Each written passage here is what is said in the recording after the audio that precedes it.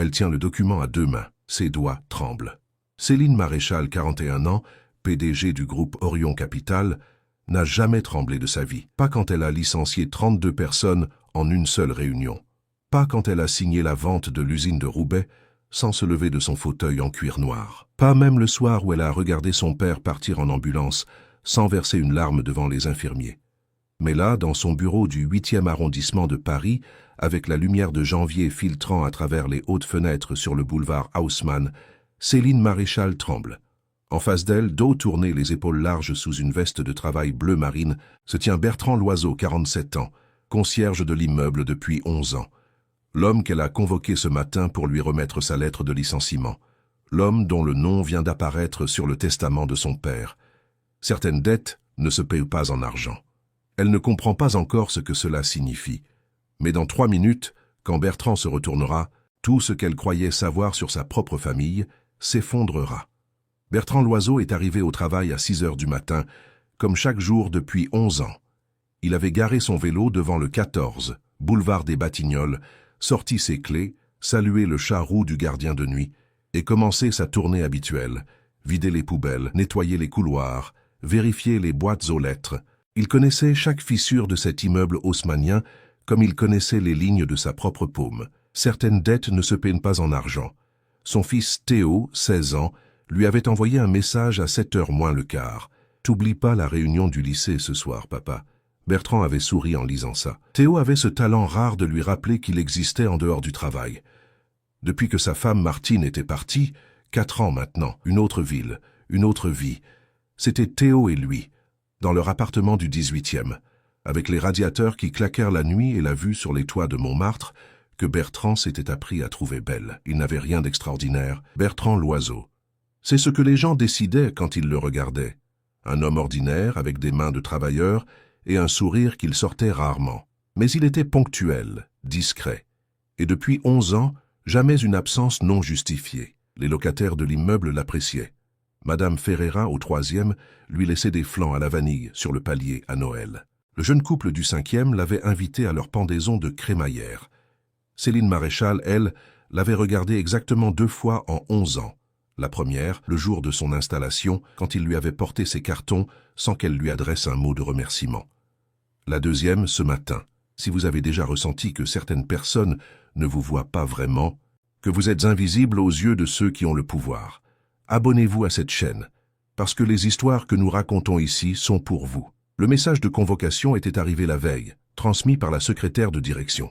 Monsieur Loiseau est prié de se présenter au bureau de Madame Maréchal demain matin à 9h. Bertrand avait lu le message 3 fois. Il avait rangé son téléphone, fini de nettoyer le couloir du rez-de-chaussée et n'avait rien dit à personne. Le soir, en préparant les pâtes de Théo, il s'était demandé ce qu'il avait fait de mal. Certaines dettes ne se perdent pas en argent.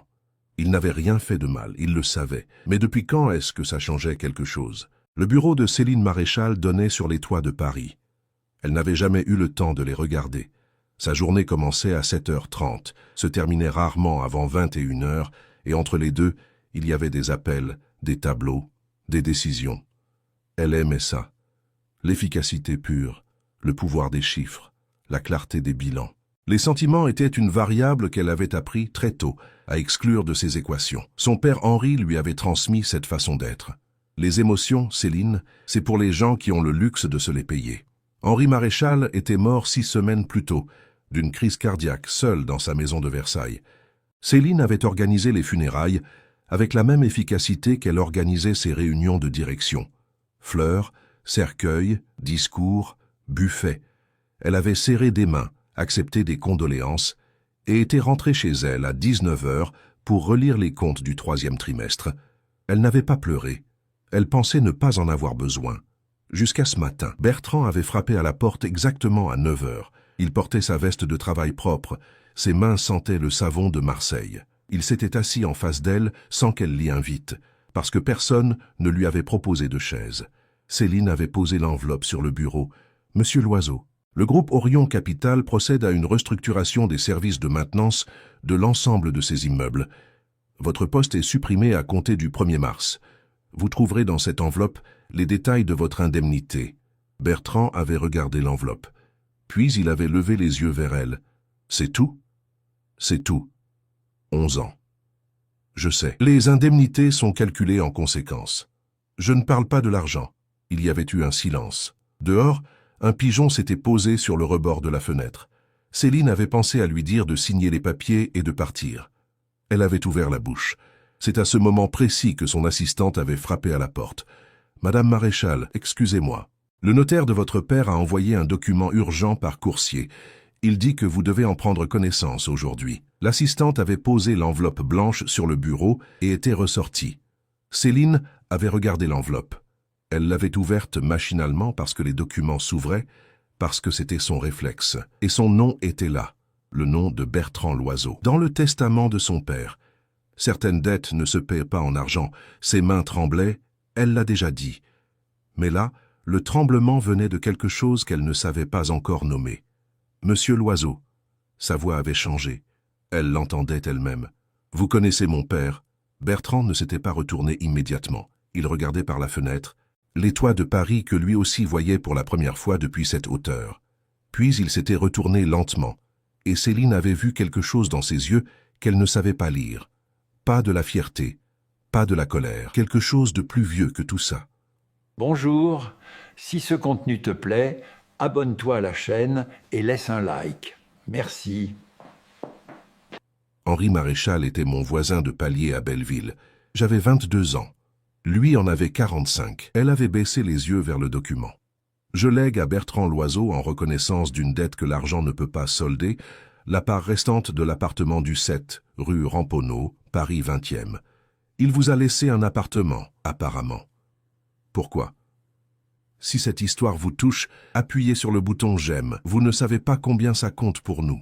Bertrand avait pris une chaise cette fois, sans demander la permission. Il s'était assis comme un homme qui sait que ce qu'il va dire va prendre du temps. En 1999, j'avais un petit atelier de réparation de vélos rue de Belleville. Votre père venait de perdre son entreprise, sa première société. Vous aviez peut-être 15 ans à l'époque. Céline avait 15 ans en 1999. Elle se souvenait de cette année-là comme d'un hiver permanent. Son père taciturne, sa mère qui pleurait dans la cuisine la nuit, elle qui faisait semblant de dormir. Il ne pouvait plus payer son loyer. Il avait honte. Un soir, je l'ai trouvé assis dans les escaliers avec ses cartons. Il allait dormir dans sa voiture. Céline n'avait pas bougé. Je lui ai donné ma chambre de bonne. 2 mois. Il a dormi là sous les toits. Je dormais dans l'atelier. Vous mentez. Elle l'avait dit sans y penser, réflexe de défense. Son père n'avait jamais parlé de ça. Son père ne lui avait jamais dit qu'il avait eu besoin de quelqu'un. Je ne mens jamais, Madame Maréchal. Votre père avait un code d'honneur très simple. Les dettes se remboursent, mais celle-là, il n'a jamais trouvé comment.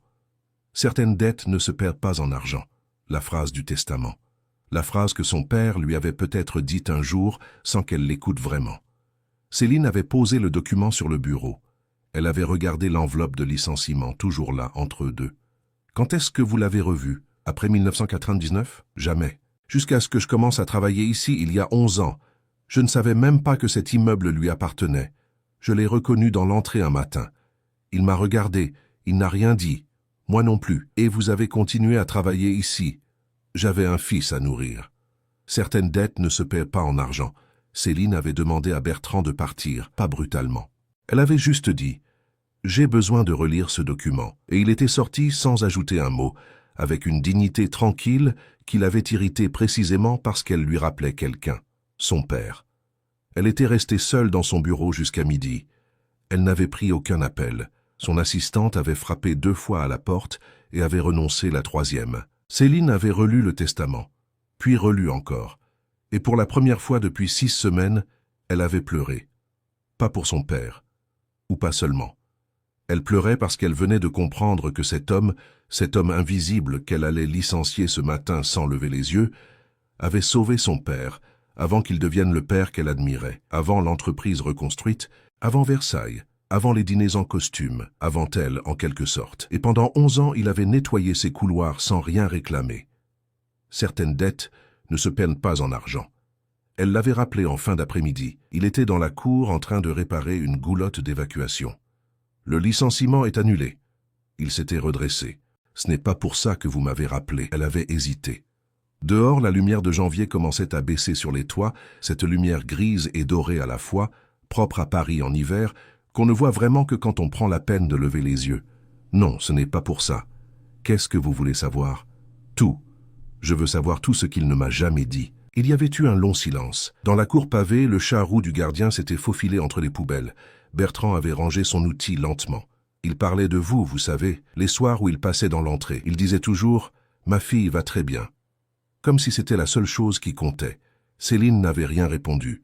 Certaines dettes ne se perdent pas en argent. Je ne suis pas sûr d'être une bonne personne, monsieur Loiseau. Votre père non plus, au début. Et pourtant, les semaines qui suivirent ne ressemblèrent à rien de ce que Céline avait prévu. Elle avait convoqué le notaire, étudié le testament dans ses moindres détails et découvert que son père avait rédigé ce document 3 ans plus tôt, en toute lucidité. L'appartement de la rue Ramponneau valait aujourd'hui près de 400 000 €. C'était la dette remboursée avec les intérêts de 25 ans. Elle avait transmis les papiers à Bertrand sans intermédiaire. Il les avait regardés longtemps, assis à la table de la salle de réunion où elle l'avait invité pour la première fois comme un égal. Son fils Théo était avec lui, un grand garçon aux yeux vifs qui l'avait regardé avec une curiosité directe et sans malice. « C'est beaucoup », avait dit Bertrand. « Ce n'est pas moi qui décide ce que ça vaut. Non, je parlais de la confiance que votre père avait en moi. Certaines dettes ne se perdent pas en argent. » Théo avait souri sans raison apparente, et Céline avait pensé que c'était peut-être ça, la confiance, quelque chose qui se reconnaît entre les gens bien, silencieusement, sans contrat. Elle avait annulé la restructuration des services de maintenance. Elle avait convoqué son directeur financier pour lui expliquer que certaines décisions se prenaient avec d'autres critères que le rendement. Il l'avait regardée comme si elle avait dit quelque chose en japonais. Elle s'en était moquée. Il y avait eu une chose difficile quand même.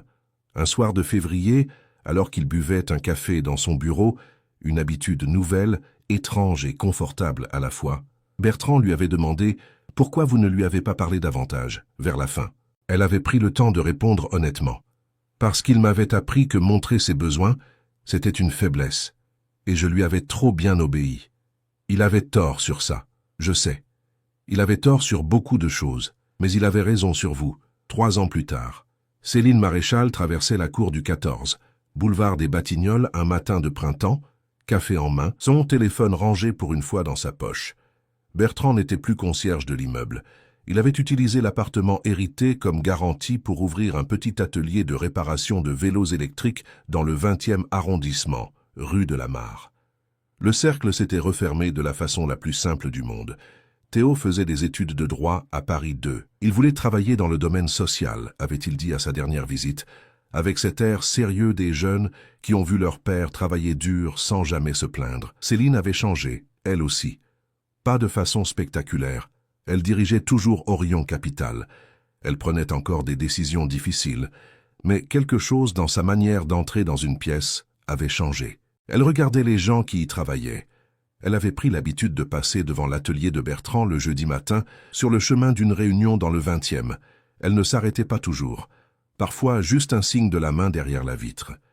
Et lui levait la tête de son établi et répondait d'un mouvement de menton. C'était suffisant, c'était même beaucoup. Certaines dettes ne se paient pas en argent.